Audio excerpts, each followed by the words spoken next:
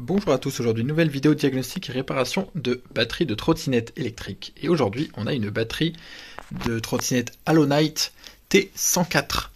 Donc une trottinette bien puissante qui fait quand même 2 fois 1000 watts puisqu'elle a 2 moteurs. Et une batterie de 52 volts 21 ampères comme vous pouvez voir.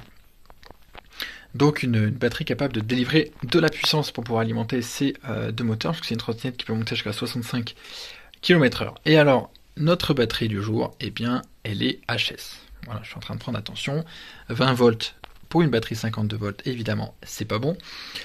Évidemment, bon, c'est pas, c'est un simple constat, hein, même sur des batteries qui peuvent afficher une tension correcte, eh bien, c'est pas pour ça que la batterie est bonne. Bon, là, c'est assez évident comme premier constat, évidemment. Quels sont les symptômes que vous pouvez rencontrer pour une batterie HS? Alors, soit une batterie qui fonctionne, mais la trottinette va venir s'éteindre en cours de décharge, voilà, la batterie pas forcément totalement déchargée, et pouf, la trottinette qui coupe, voilà, ou alors tout simplement la trottinette ne s'allume plus, ne charge plus, et c'est notre cas ici. Voilà, et on devine pourquoi, évidemment, avec une tension si faible, eh bien la trottinette ne peut pas fonctionner. Donc l'objectif de la vidéo, ça va être de comprendre d'où vient le problème, et évidemment de le réparer. Vous connaissez la chaîne. D'ailleurs, à propos de chaîne, Maximove, c'est une chaîne basée sur l'entraide, sur la vulgarisation, par rapport à tout ce qui tourne autour des vélos, trottinettes, scooters électriques, comprendre comment tous les systèmes électriques vont fonctionner, comment diagnostiquer, réparer les différentes pannes, et en particulier les batteries. Voilà, donc n'hésitez pas à faire un tour sur la chaîne, il y a plein de vidéos sur plein de sujets qui pourront vous intéresser, je l'espère, et très important, n'hésitez pas à vous abonner, ça soutient le projet, c'est rapide, c'est gratuit, donc voilà. N'hésitez pas à partager les vidéos également, à commenter, etc. Et puis, bien sûr, si vous avez des réparations de batteries à faire ou des reconditionnements, n'hésitez pas à me contacter. Je propose mes services. Ici, tout est fait en qualité et en sécurité. Donc soyez sans craindre. Voilà. N'hésitez pas à me contacter. Il y a mes liens en description, liens Instagram et les mails également. Voilà, 2 canaux de contact, donc tout est en description. Voilà, quel que soit votre problème, n'hésitez pas à me contacter. Et à vous abonner bien sûr à mon Instagram où je partage pas mal de photos, infos, etc. Bref, ceci étant dit, attaquons dans le vif du sujet. Notre batterie, eh bien, nous allons l'ouvrir, voir un petit peu de quoi, ce qu'on va observer à l'intérieur. Je précise aussi que ce que je vais vous montrer n'est qu'à titre informatif, vous montrer ce qu'il est possible de faire, ce que je sais faire, mais je vous incite évidemment pas à le faire sans les compétences, le matériel, l'expérience. Vous pouvez vite causer de gros dégâts. Voilà, la batterie est un élément très critique qui, si elle est mal manipulée, eh bien, peut vite tourner un bel incendie. Donc voilà, ne reproduisez pas ce que je fais. Je vous montre à titre informatif comment voilà, les systèmes fonctionnent, comment sont faites les batteries et ce qu'il est possible de faire. Mais voilà, faites faire tout ça par un professionnel ou contactez-moi. Mais voilà. Bref, du coup, notre batterie, eh bien, on est sur une batterie, comme je vous avais dit, 52 volts 21 ampères. Alors, on va avoir donc un assemblage de cellules. 52 volts, c'est 14S, ce qu'on appelle. Alors, pour le coup, l'assemblage ici est très simple, il y a des batteries bien plus compliquées, où on comprend très très vite comment sont assemblées les choses. On va avoir 1, 2, 3, 4, 5, 6, 7, 8, 9, 10, 11, 12, 13, 14 rangées de cellules, donc nos 14 éléments en série, et chacun de nos éléments est constitué de 1, 2, 3, 4, 5, 6, 7 cellules. Voilà, et ces 7 cellules nous donnent la capacité du pack à 21 ampères-heure. Donc on peut assez aisément deviner que chaque cellule fait 3 ampères-heure de capacité. Voilà, donc c'est des cellules assez capacitives. D'habitude, sur les batteries, on est à 2,5, 2,6. Et là, on est à 3. Alors, c'est pas le maximum. Hein. Il y a des cellules qui montent jusqu'à 3,5. Mais on est déjà à 3, donc c'est pas mal.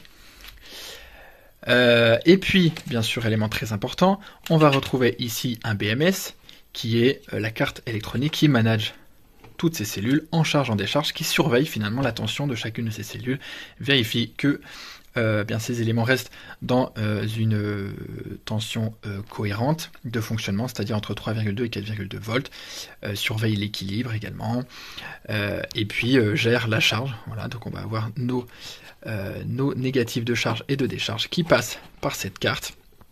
Et cette carte, voilà, vient protéger ces éléments très importants. Et comment elle fait? Eh bien, à travers cette prise d'équilibrage, tous ces fils qui viennent encadrer finalement tous nos éléments pour que la carte puisse lire en permanence la tension de chacun de nos éléments en fonctionnement.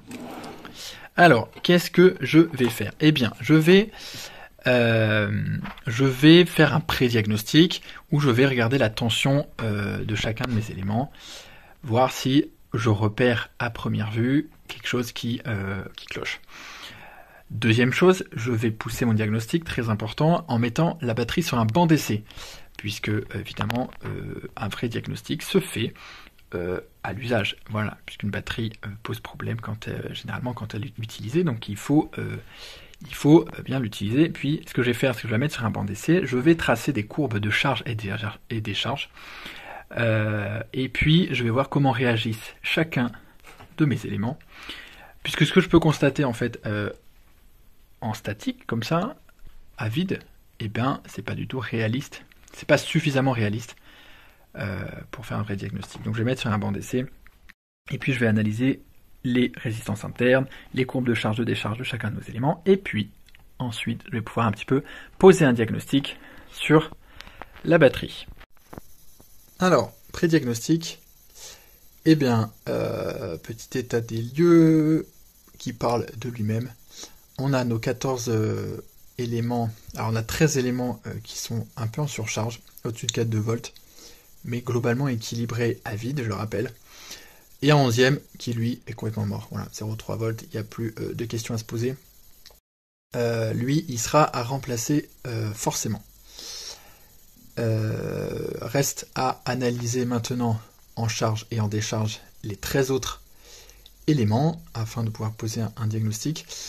Mais voilà, première constatation évidente, on a un élément qui est mort, donc que lui on va remplacer systématiquement.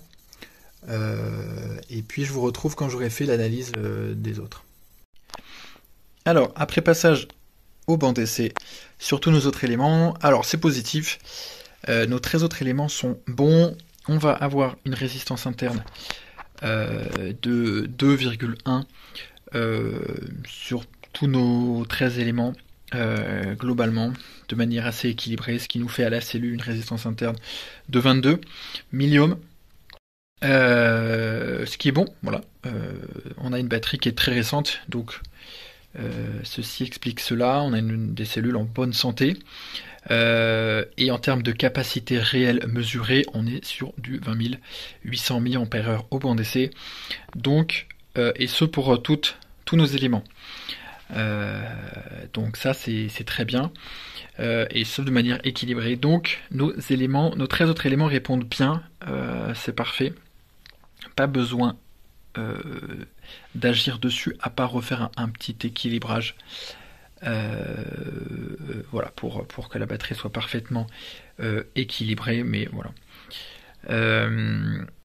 Ce qu'on va devoir faire maintenant pour pouvoir remplacer notre 11e élément que j'ai marqué d'une croix, eh bien ça va être donc de remplacer cette cellule bien sûr, mais pas n'importe quelle cellule. Je vais pas mettre des cellules neuves, n'importe lesquelles.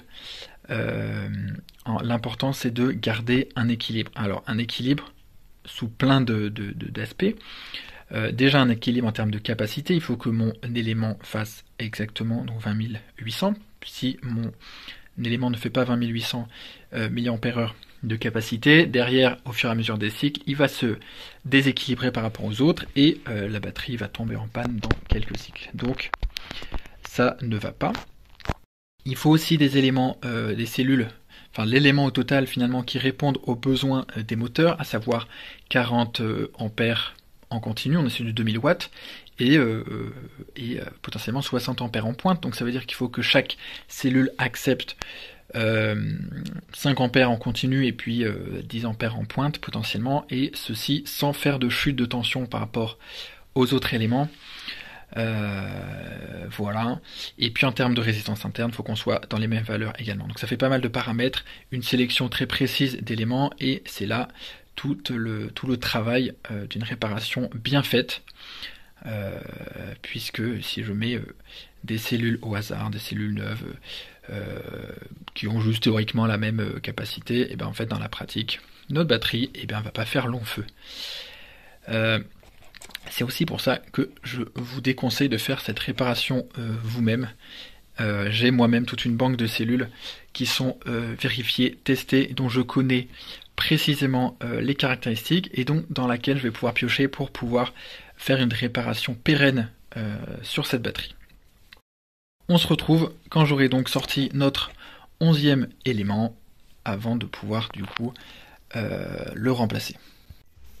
Ça y est, notre 11e élément est retiré et j'ai préparé notre élément de remplacement. Alors sur une base de cellules LG EB-MH1, donc de marque LG, voilà, une marque de bonne qualité finalement, une des meilleures marques avec Samsung de cellules, donc quelque chose voilà, de fiable, qui ont exactement la bonne capacité réelle par rapport aux cellules d'origine, une courbe de décharge et de charge similaire, une résistance interne similaire, la tension exactement aussi similaire avec les autres pour créer un parfait équilibre. Donc évidemment ça a été vérifié, elles ont été choisies avec soin.